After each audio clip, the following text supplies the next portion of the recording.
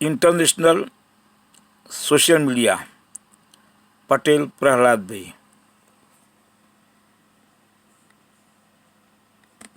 आज इस बुलेटिन में बात होगी नए मुख्य चुनाव आयुक्त की नियुक्ति की, नीतीश कुमार के दिल्ली दौरे की। देखेंगे अमेरिका ने मोदी सरकार को दिया कैसे झटका, वर्शिप एक्ट पर सुनवाई करते हुए क्यों नाराज हुए सीजीआई, जानेंगे महाराष्ट्र सरकार में बढ़ते टकराव को, और बुलेटिन के आखिर में देखेंगे जाने माने कार्टूनिस्ट इरफान की किस खबर पर पड़ी तिरछी नजर। लेकिन दिन भर की तमाम बड़ी खबरों से पहले एक नजर आज की सुर्खियों पर। दिल्ली के सीएम को लेकर सस्पेंस बरकरार, पूर्व सीएम आतिशी बोली 10 दिन बीत गए, पीएम मोदी को अपने किसी भी विधायक पर नहीं है भरोसा, 19 जनवरी को हो सकती है बीजेपी विधायक दल की बैठक। 20 फरवरी को 2 दिवसीय दौरे पर रायबरेली जाएंगे कांग्रेस सांसद राहुल गांधी, पार्टी कार्यकर्ताओं और पदाधिकारियों से करेंगे मुलाकात, 15 साल पहले बने सिटी रिसोर्स सेंटर्स की बदहाली का उठा सकते हैं मुद्दा। नई दिल्ली भगदड़ को लेकर सुप्रीम कोर्ट में याचिका दाखिल, घटना की जांच के लिए एक्सपर्ट कमेटी गठित करने की मांग की गई, केंद्र सरकार और सभी राज्य सरकारों से गाइडलाइन बनाने की अपील की। और हरे निशान पर बंद हुआ शेयर बाजार, 57 अंकों की गिरावट के साथ 75,996 पर बंद हुआ सेंसेक्स, जबकि 30 अंकों की गिरावट के साथ 22,959 पर बंद हुआ निफ्टी। ये तो थी सुर्खियां। अब बात आज की सबसे बड़ी खबर की। राजीव कुमार 18 जनवरी को मुख्य चुनाव आयुक्त के पद से रिटायर हो रहे हैं। वैसे तो राजीव कुमार लगातार विवादों में घिरे रहे हैं, विपक्ष ने चुनावों में उन पर बीजेपी का पक्ष लेने के आरोप लगाए। दावे तो यहां तक किए गए कि मोदी सरकार ने उनका रिटायरमेंट प्लान सेट कर दिया है। राजीव कुमार के रिटायरमेंट के बाद कौन उनकी जगह लेगा, इसे लेकर आज पीएम मोदी की अध्यक्षता वाली सिलेक्ट कमेटी की बैठक हुई। तो क्या हुआ इस बैठक में, देखिए ये रिपोर्ट। मुख्य चुनाव आयुक्त राजीव कुमार 18 फरवरी को great corrupted of the world, EVM scam, great corruption and nation GDP gone and rupees gone. Responsible अध्यक्षता वाली 3 सदस्यों की कमेटी ने नए सीईसी के चुनाव के लिए बैठक की। इस कमेटी में पीएम के अलावा विपक्ष के नेता राहुल गांधी और गृह मंत्री अमित शाह शामिल थे। दिसंबर 2023 में लागू हुए मुख्य चुनाव आयुक्त और चुनाव आयुक्त अधिनियम 2023 के बाद ये पहली बैठक थी जिसमें मुख्य चुनाव आयुक्त की नियुक्ति को लेकर चर्चा हुई। इस नियम के तहत मार्च 2024 में एसएस संधू और ज्ञानेश कुमार को चुनाव आयुक्त नियुक्त किया गया था। अरुण गोयल के इस्तीफे और अनूप चंद्र पांडे के रिटायर होने के बाद खाली हुए पदों को भरने के लिए दोनों आयुक्तों की नियुक्ति लोकसभा चुनाव के ऐलान से ठीक पहले की गई। लेकिन मुख्य चुनाव आयुक्त की नियुक्ति को लेकर पहली बार बैठक से पहले कानून मंत्रालय की तरफ से 300 से ज्यादा प्रशासनिक नामों की सूची तैयार की गई, जिसमें से 5 नामों को शॉर्टलिस्ट किया गया, जिन पर पीएम मोदी की अध्यक्षता वाली कमेटी में चर्चा हुई। खबर है कि परंपरा के अनुसार राजीव कुमार के बाद सबसे वरिष्ठ चुनाव आयुक्त ज्ञानेश कुमार के नाम पर मुहर लगाई गई है, जिनका कार्यकाल 26 जनवरी 2029 तक है। वर्तमान में सुखबीर सिंह संधू दूसरे चुनाव आयुक्त है। कमेटी के सुझाव दिए गए नाम पर राष्ट्रपति की तरफ से मुहर लगने के बाद ये नियुक्ति प्रभावी हो जाएगी। इस बीच कांग्रेस ने कमेटी पर ही सवाल खड़े कर दिए हैं। कांग्रेस सांसद अभिषेक मनु सिंघवी ने कहा कि चुनाव आयोग की विश्वसनीयता पर संकट है, खास तौर पर जिस तरह से सीजीआई को सेलेक्ट कमेटी से हटाया गया वो बेहद गंभीर मामला है। सिंघवी ने कहा कि चुनाव आयुक्तों को चुनने वाली कमेटी में सीजीआई को भी शामिल किया जाना चाहिए। वैसे सुप्रीम कोर्ट में इस मामले को लेकर सुनवाई चल रही है। 19 फरवरी को सुनवाई होनी है। अगर सुप्रीम कोर्ट ने सरकार की कमेटी को खारिज कर दिया तो कमेटी की तरफ से की गई सिफारिश भी असंवैधानिक हो जाएगी, यानी फिर वो कमेटी नए चुनाव आयुक्त और मुख्य चुनाव आयुक्त का चयन करेगी, जिसमें सीजीआई भी शामिल होगी। राजीव कुमार के कार्यकाल में चुनाव आयोग की विश्वसनीयता पर सवाल उठते रहे हैं। ऐसे में अब नए मुख्य चुनाव आयुक्त के सामने कई परेशानियां आ सकती हैं, तो परेशानियां इस समय बीजेपी के सामने भी आती दिखाई दे रही है। बिहार में नीतीश कुमार एक बार फिर दिल्ली पहुंचे थे।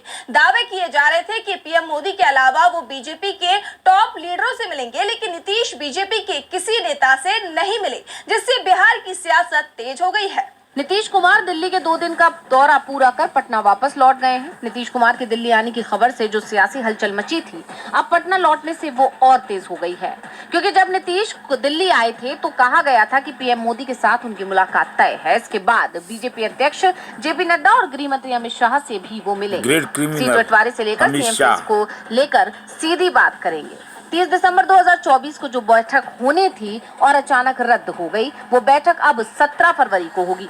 लेकिन इस बार भी नीतीश की बीजेपी नेताओं के साथ कोई बैठक नहीं हुई। नीतीश पीएम, बीजेपी अध्यक्ष और गृह मंत्री से मिले बिना पटना लौट आए। अब जेडीयू की तरफ से नीतीश के दिल्ली दौरे को उनका निजी कार्यक्रम बता दिया गया है। दिल्ली जेडीयू अध्यक्ष शैलेंद्र कुमार ने कहा कि बाद में नीतीश की पीएम मोदी से मुलाकात का कार्यक्रम तय किया जाएगा। खबर ये भी आ रही है कि नीतीश कुमार के बीजेपी नेताओं से दूरी बनाने का कारण बिहार विधानसभा चुनाव से जुड़ा हुआ है। नीतीश कुमार सीएम फेस को लेकर अड़े हुए हैं, साथ ही सीट बंटवारे को लेकर वो पहले से ही फॉर्मूला तय करने का दबाव बीजेपी पर डाल रहे हैं, जबकि बीजेपी इसे चुनाव तक टालने की कोशिश कर रही है, जिसके चलते बीजेपी और जेडीयू के बीच दूरियां बढ़ती दिख रही हैं। ये बढ़ती दूरियां क्या रंग दिखाएंगी, इस पर एनडीए के साथ महागठबंधन की भी नजर बनी हुई है। नीतीश के दिल्ली दौरे से बीजेपी टेंशन में दिखाई दे रही है, तो बीजेपी की टेंशन को अमेरिका ने भी बढ़ा दिया है। पीएम के दौरे के बाद अब अमेरिका ने भारत को मिलने वाले 21 मिलियन के फंड पर रोक लगा दी है। इस फंड का इस्तेमाल भारत में चुनावों के दौरान होता था, इसे लेकर भारत में आरोप प्रत्यारोप का सिलसिला शुरू हो गया है। बीजेपी यूपीए सरकार पर सवाल उठा रही है, तो कांग्रेस ने बीजेपी की जीत पर सवाल खड़े कर दिए हैं। तो क्या है पूरा मामला, आइए देखते हैं। अमेरिकी राष्ट्रपति के फैसलों को लेकर भारत में नया विवाद खड़ा हो गया है। डोनाल्ड ट्रंप के प्रशासन ने भारत को अमेरिका से मिलने वाले 21 मिलियन के फंड पर रोक लगाने की घोषणा की है। ये फंडिंग भारत के चुनाव में मतदाताओं की भागीदारी बढ़ाने के लिए की जाती रही है, लेकिन ट्रंप प्रशासन के डॉज विभाग ने इसे अब खत्म कर दिया है। लेकिन इस फंडिंग को लेकर बीजेपी ने सवाल खड़े कर दिए।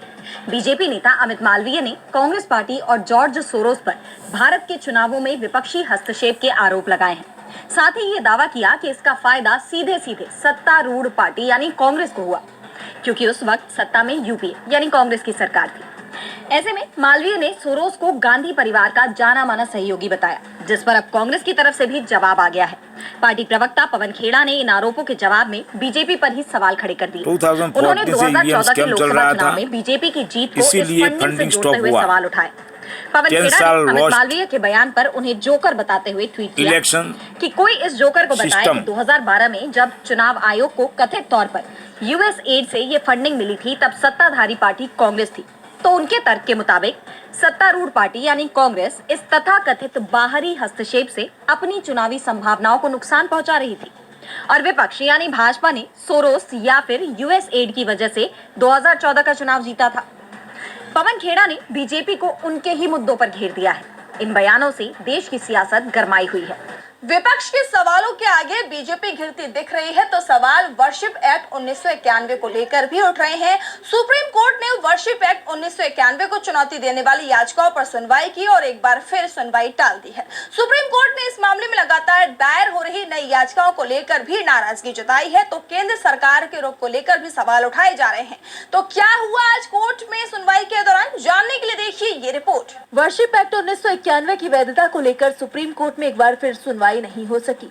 कोर्ट ने कहा कि केंद्र की ओर से अब तक जवाब दाखिल नहीं किया गया और नई याचिकाएं आ रही हैं। बार एंड बेंच की रिपोर्ट में बताया गया है कि लंबित याचिकाओं पर पहले से नोटिस जारी किया जा चुका है और केंद्र के जवाब का इंतजार है। एडवोकेट विकास सिंह और एडवोकेट निजाम पाशा की आपत्तियों पर कोर्ट ने ये बात कही।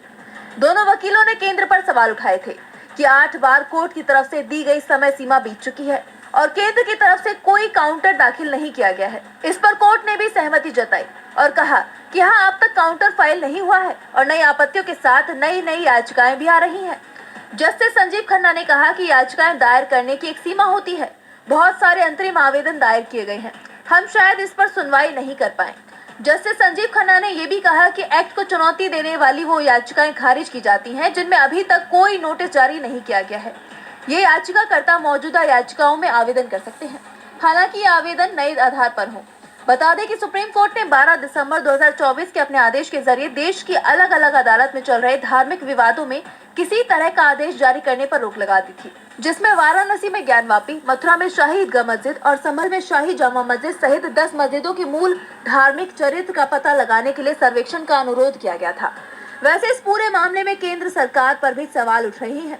अगर केंद्र सरकार ने अगली सुनवाई से पहले जवाब दाखिल नहीं किया तो फिर सीजेआई संजीव खन्ना इस मामले पर शायद आगे की सुनवाई नहीं कर पाए, क्योंकि वो 13 मई को रिटायर हो रहे हैं और विपक्षी दलों की तरफ से दावा किया जा रहा है कि जस्टिस संजीव खन्ना को केस की सुनवाई से अलग करने के लिए केंद्र सरकार जवाब नहीं दे रही है। केंद्र सरकार द्वारा कोर्ट में जवाब न देने पर सीजेआई संजीव खन्ना ने नाराजगी जताई है, तो नाराजगी की खबरें महाराष्ट्र से भी सामने आ रही हैं। महाराष्ट्र सरकार में इस समय जबरदस्त टकराव दिखाई दे रहा है और अब एकनाथ शिंदे ने जो कदम उठाया है उसके बाद कहा जाने लगा है कि महाराष्ट्र सरकार में चल रहा टकराव जल्द ही सड़क पर आ जाएगा। तो क्या है पूरी खबर? Ever wondered what your home looks? Report में महाराष्ट्र सरकार में इस समय जबरदस्त टकराव दिखाई दे रहा है। ऐसा इसलिए कहा जा रहा है क्योंकि महाराष्ट्र में पहले से ही मुख्यमंत्री चिकित्सा राहत कोष यानी CMRF बना हुआ है। ये सेल प्रदेश के सीएम की देखरेख में काम करता है और सीएम देवेंद्र फडणवीस ने CMRF का कार्यभार संभाल भी लिया है। लेकिन उप मुख्यमंत्री एकनाथ शिंदे ने अब उप मुख्यमंत्री चिकित्सा सहायता सेल बनाकर बड़ा झटका दे दिया है। ये पहली बार है जब किसी उप मुख्यमंत्री ने एक चिकित्सा सहायता सेल की स्थापना की है, जबकि मुख्यमंत्री राहत कोष सेल पहले से ही मौजूद है। ऐसे में अब शिंदे के नाराज होने और सरकार से अलग चलने की अटकलें और तेज हो गई हैं। दरअसल CMRF का कार्यभार संभालते ही मुख्यमंत्री फडणवीस ने डॉक्टर रामेश्वर नाइक को अपने CMRF सेल का प्रमुख नियुक्त किया और मुख्यमंत्री बनने के बाद मौजूदा प्रमुख मंगेश चिवटे को हटा दिया। चिवटे शिंदे के करीबी और विश्वास पात्र हैं, जो शिंदे के मुख्यमंत्री रहते हुए सेल का नेतृत्व कर रहे थे। अब चिवटे को उप मुख्यमंत्री चिकित्सा सहायता सेल का प्रमुख नियुक्त किया गया है। मामले ने जब तूल पकड़ा तो इसे लेकर चिवटे की सफाई भी सामने आई है। उन्होंने कहा कि ये सेल CMRF में हस्तक्षेप नहीं कर रही है, बल्कि ये CMRF के साथ समन्वय में काम करेगी। शिंदे के कार्यकाल के दौरान सिर्फ एक साल में 32,000 मरीजों को इस कोष से लाभ हुआ। मरीजों को 2024 में CMRF से 267 करोड़ 50 लाख रुपए की सहायता प्रदान की गई। बता दें कि सार्वजनिक स्वास्थ्य विभाग का नेतृत्व शिवसेना मंत्री प्रकाश आविटकर ने कर रहे हैं। उप मुख्यमंत्री की चिकित्सा सहायता सेल के जरिए से मरीजों को सीधे वित्तीय सहायता वितरित नहीं की जाएगी। अब शिंदे गुट की तरफ से भले ही सफाई दी जा रही हो कि सीएम फडणवीस के अधिकार क्षेत्र में किसी तरह का हस्तक्षेप नहीं किया जा रहा है, लेकिन जिस तरह से मुख्यमंत्री चिकित्सा राहत कोष के होते हुए डिप्टी सीएम की तरफ से मुख्यमंत्री चिकित्सा राहत कोष शुरू किया गया है, उससे साफ है एकनाथ शिंदे अब टकराव के रास्ते पर बढ़ते दिखाई दे रहे हैं।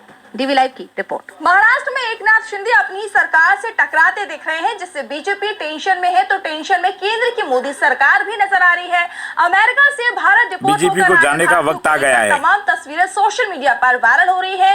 इस बीच सोशल मीडिया पर एक ऐसी तस्वीर सामने आई है जिसमें सिख युवा बिना पगड़ी पहने एयरपोर्ट से बाहर निकलते दिख रहे हैं, जिसके बाद अमेरिका पर सिखों के अपमान का आरोप लगा है। तो क्या है पूरी खबर, आएगी देखते हैं इस रिपोर्ट में। अमेरिका सरकार अवैध प्रवासियों को वापस उनके देश भेज रही है। इसी के तहत अवैध प्रवासियों का एक और जत्था भारत आ चुका है।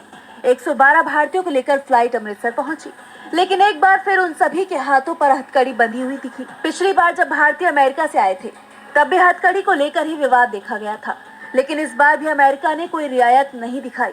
इस बीच पंजाब के एक मंत्री ने दावा कर दिया है कि फ्लाइट में मौजूदा कुछ लोगों की पगड़ी तक उतरवा दी गई थी। फ्लाइट पर सवार एक शख्स ने कहा कि उन लोगों ने हमारी पगड़ी फ्लाइट में चढ़ने से पहले ही उतरवा दी थी। जब हमारी फ्लाइट अमृतसर में लैंड हुई तब एयरपोर्ट पर शिरोमणि गुरुद्वारा प्रबंधक कमेटी ने हमें सिरोपा उपलब्ध करवाए थे, लेकिन वो इतने बड़े नहीं थे जिससे हमारे सारे केश ढक सके। ऐसे में हमने एक शख्स से टोपी लेकर अपने बाल छिपाए। सिखों का आरोप है कि अमेरिकी अधिकारी सिख प्रवासियों को पगड़ी तक पहनने की इजाजत नहीं दे रहे हैं और अब ये मुद्दा काफी गर्माता जा रहा है। SGPC ने सिख डिपोर्टियों को पगड़ी न पहनने देने के मामले की कड़ी निंदा की है। शिरोमणि अकाली दल ने भी विदेश मंत्रालय से इस मुद्दे को उठाने की मांग की। विपक्ष लगातार इस मुद्दे पर मोदी सरकार से एक्शन लेने की मांग कर रहा है। मोदी सरकार बुरी तरह से घिरती दिखाई दे रही है, तो इस बीच मोदी सरकार फेल है। NCR सहित पड़ोसी राज्यों में भूकंप के झटके महसूस किए गए। इसकी तीव्रता इतनी अधिक थी कि लोग डर के मारे अपने घरों से बाहर निकल आए। भूकंप की तीव्रता रिएक्टर स्केल पर 4.0 मापी गई। हालांकि अभी तक किसी बड़े नुकसान की खबर सामने नहीं आई है, लेकिन झटकों के कारण लोगों में दहशत का माहौल देखा गया। देखिए ये रिपोर्ट। दिल्ली NCR में आज तड़के भूकंप के तेज झटके महसूस किए गए। झटके इतने तेज थे कि लोग डर के मारे अपने घरों से बाहर निकल आए। बताया जा रहा है कि सोमवार सुबह करीब 5:30 बजे धरती जोरदार वाइब्रेशन के साथ हिली, जिससे लोगों को लगा जैसे कोई बम ब्लास्ट हुआ हो। इस भूकंप ने दिल्ली NCR समेत आसपास के राज्यों में दहशत का माहौल बना दिया। हाई राइज बिल्डिंग्स में रहने वाले लोगों ने झटकों को ज्यादा महसूस किया और तुरंत बाहर भागे। रिक्टर स्केल पर भूकंप की तीव्रता 4.0 मापी गई। दिल्ली NCR के अलावा बिहार के सिवान में भी सुबह 8:02 पर भूकंप के तेज झटके महसूस किए गए। वहीं ओडिशा और सिक्किम में भी धरती कांपी। इस भूकंप को लेकर प्रधानमंत्री नरेंद्र मोदी ने एक्स पर पोस्ट कर चिंता जताई और लोगों से शांत रहने, सतर्क रहने और सुरक्षा सावधानियों का पालन करने की अपील की। दिल्ली के पूर्व सीएम अरविंद केजरीवाल ने भी दिल्ली वासियों की सुरक्षा की कामना की है। बता दें कि 7 जनवरी को भी भारत, नेपाल और बांग्लादेश में सुबह के समय भूकंप के झटके महसूस किए गए थे।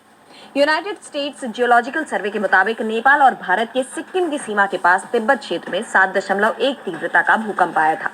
भूकंप से जुड़े और भी अपडेट्स के लिए चैनल को सब्सक्राइब करें और इस वीडियो को ज्यादा से इरफान के केस खबर पर पड़ी तिरछी नजर।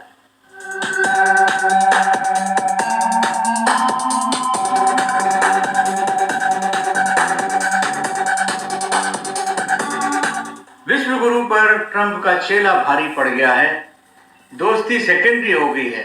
अमेरिका में प्रेस कॉन्फ्रेंस ठीक नहीं रही तो एलन मस्क के बच्चों के साथ में उनका लाड़ दिखाना भी काम नहीं आया। अमेरिका से आने वाले लड़के भी अब हथकड़ियों में ही आ रहे हैं। और तो और एलन मस्क ने कल $2.1 की भारत को जो आवंटन होने वाला था उसको भी रद्द कर दिया है। ईवीएम स्कैम से बंद रद्द हो गया। ये एलन मस्क है कौन वैसे?